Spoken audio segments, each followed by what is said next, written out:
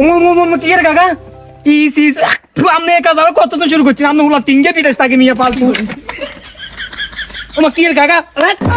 হারিয়ে গেলাম আর কি তোর কি ফালতু মনে হয় নাকি না কাকা আপনি এটা তো টাঙ্কি সাফ করে দিই গুনে না ট্যাঙ্কি সাফ করে দিই গুণের কথা না বুঝি কোন কারণে তুই আর অপবাদ একটা আচ্ছা কাকা মাইন্ড করে এই যে আইছেন কোনটা আপনি এটা হাইসি মূলত লালমনিরহাটের একটা লোক ওই লোক আমাদের এখানে থাকে কথাটা বুঝ হ্যাঁ বাসা ভাড়া থাকে এতে টাঙ্কি সাফ করে টাকা পয়সা কামায় তো এদের আমি কইলাম যে আন্ডার টাঙ্কি কি আছে বড়টা হ্যাঁ। টাঙ্কিকে সাফ করে দিও এতে কি চকদক সাফ করে আস্তে করে ডাক্তার আস মারা দিছে তো এবার ওরে এদের খেয়াল যে মান্য হলাম মানুষ এগুলো কি বুঝবো না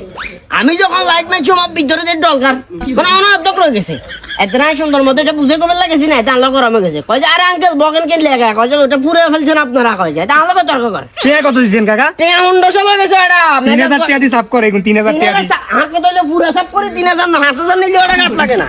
এত টেয়া এখন বেগুনি রেডি তারপর বালতি গুণ আতঙ্ক যাবো